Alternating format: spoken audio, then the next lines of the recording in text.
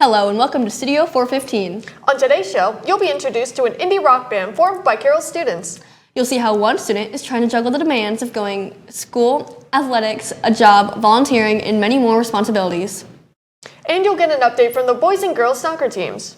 All of that and more coming up next.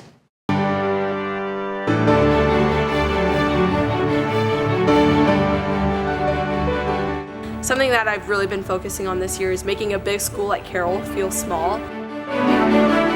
We have such a close, our team is so close, and so it makes it a lot of fun. Doing dumb stuff on stage, like lying down or spinning around or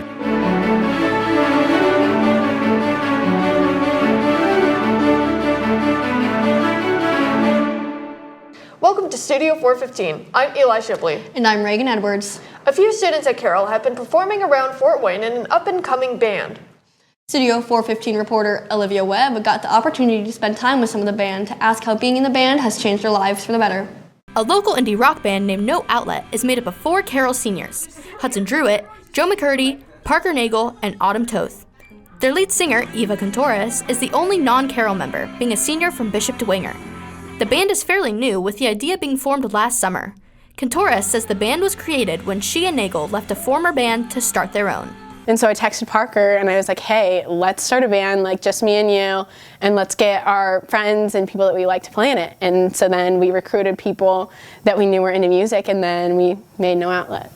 After picking the people who would be in the band, they needed to decide on a name.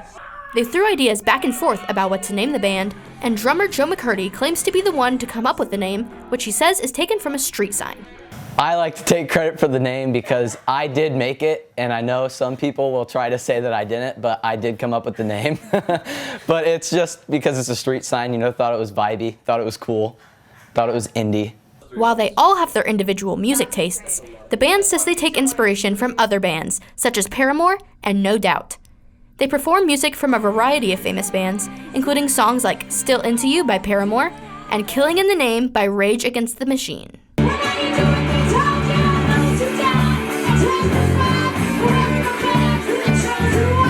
Bassist and backup vocalist Autumn Toth shares the process of how they choose what songs to perform. Usually we just sit and we all throw out songs that we like, and we think of what's realistic for the band to play and what venues would be okay with and stuff, and then we just start playing them. With only a couple performances under their belt, they've performed at a variety of places already. From performing at venues such as The Ruin and Ted's, they prepare by trying to practice about once a week. They perform at a number of private events, but also some available to the public. The most notable performance for them all was their first time performing in lead guitarist Parker Nagel's barn. I would say my favorite memory with the band was definitely our first show. Just getting all hyped and being nervous, but it was the most good nervous it could be. All members of the band seem to have their lives revolved around their passion for music. While they have their own hobbies and interests, music is something that brought them together to form the bonds they have now. Friends and family outside of the band are supportive of what they do and love to watch them perform. The band says that having the crowd interact with them is their favorite part of performing. Nagel started in theater before playing music and has loved performing ever since. music has impacted my life. It's all I really want to do now. After being in a band for so long and playing music for so long, I can't really think of anything else I'd want to do. To stay updated about future performances and events, you can follow the band at nooutlet.band on Instagram. For Studio 415, I'm Olivia Webb. One Carroll student is going above and beyond in her activities outside of school. Studio 415 reporter Amelia Herdman walked around with our student body president in her day-to-day life to see how she manages to do so much. Carroll senior JJ Kokanine has many talents outside of school. She believes that being in activities outside of school helps her find a community. Besides being the school's president, she plays tennis, helps out at her community church, competes in beauty pageants, and helps the LLS Foundation. The LLS Foundation is a non-profit organization that raises funds for research to end leukemia and lymphoma. Her sophomore year, she got invited by Antonio and Chesalu to help his team, though last year Kokanine raised $65,000 with her group called Team Keep the Hope. The LLS Foundation in March will have new teams raising money for the foundation. There are multiple ways to go and help, but Kokanine says the easiest way is Instagram. A lot of teams gonna get started in March, and a lot of them have Instagram pages, so if you reach out to them through that, they are so excited when new people want to join their team. A month after LLS fundraising starts, tennis soon follows. Coconine is a member of the girls' tennis team and first started tennis in middle school to play with her friends. Her freshman year, she made varsity and lettered. Junior year, she helped her team get to state where they became finalists, which is impressive as they only made it 3 times before that. Coconine has learned many skills from tennis, some helping her off the court. Coconine was recently elected senior class president. She wants to make the school better by raising the inclusivity. Recently, she has been focusing more on the big events like semi-formal and prom. Though JJ does a lot at Carroll High School, she also helps her church community. She has an internship here at Pathway Community Church, volunteers at Kid City and the worship team, and is a member of small group. Coconine started her internship at Pathway this year, even though she has always been a part of the Pathway community. She has been helping the community more by leading worship and leading little kids.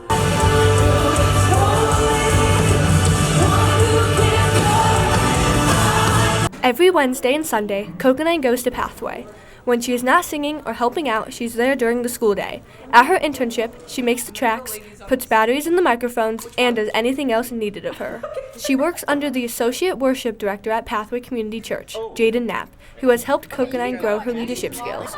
Though he is her director, she still inspires him in many ways. I think her ambition really inspires me. She's always going after so many things all at once, and I feel like my brain, I can only keep track of 1 or 2 things, but everything she does it with just 100% effort, and it definitely inspires me.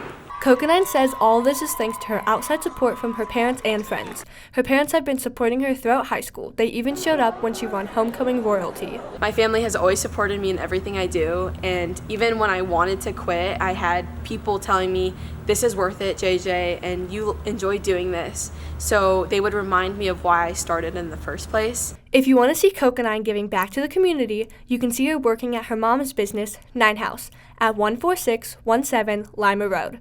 Also look out for her on April 4th as she will dress up to compete for Miss Indiana. For Studio 415, I'm Amelia Herdman. Every year, players come and go from the school sports teams. As new freshmen roll in and the seniors roll out, a team's bond and how the games end change as well. In my story, I got to take an inside look to see how the boys and girls varsity teams build those bonds while trying to have success on the field. The boys' varsity soccer team has been very successful this year. The team has won most games they have played, including beating the Culver Military and Girls Academy 4-0. The boys' soccer team doesn't only play well, they get along well too.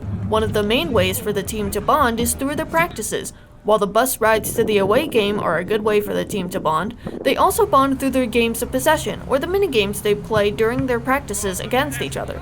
The practices usually last a little over an hour to an hour and a half. The coach for the boys' varsity team, Zach England, says that the varsity team practices 6 to 7 days a week, or every day they don't have a game. We do a lot of morning practices, a couple afternoon practices a week, but it's almost every day. Practices are a good time to better their skills for upcoming games and are also a good time for teams to grow together. Center back and midfielder Nate Kruger says some of the best moments for the team is when they are not playing a game. Just kind of like the team camaraderie and the bonding, like the bus rides before games, hang out in the locker room, the team dinners, all those aspects. The boys' varsity team started their sectional competition this past Monday, and the girls' varsity team started the day after. But so far for the girls' team, it hasn't been easy to keep the team or themselves together. Despite this, the girls' soccer team gets along well. They've overcome many obstacles together, communicate well, and no matter what happens, they don't quit. Team captain for the girls' varsity team, Bryn Patterson, likes not only the competition aspects, but the community aspects too. I feel like my favorite part is definitely just like the competition and like competing and stuff and trying to make it as far as we can like in tournament play. And I also just like we have such a close, like our team is so close, and so it makes it a lot of fun. Overall, they've worked very hard this year. The girls' head coach Rick Smith says he's very proud of the team. This team is still up. The ones that are hurt are still here. They still want to be here. It's just a good group of kids, and I'm very proud of what their efforts have been. Although the girls' soccer team is skilled, they have struggles too. One of the bigger issues the girls' team has faced is injuries. 3 girls have torn their ACLs, 2 have been out with concussions, and 3 more girls have hurt their hip. Patterson has seen firsthand the effects the team faces because of player injuries. We've had 8 starters out at one time, so it's been like trying to fill those positions and having girls step into roles they don't normally play. The boys and girls varsity teams are working hard this year, and their spirits are still high after every tie or loss they face. For Studio 415, I'm Eli Shipley. One of Carroll's teachers have gone above and beyond with her musical career and her involvement in the community as a whole. Studio 415 reporter Olivia Webb looked into the efforts that music director Jeran puts into the things that bring her the most joy.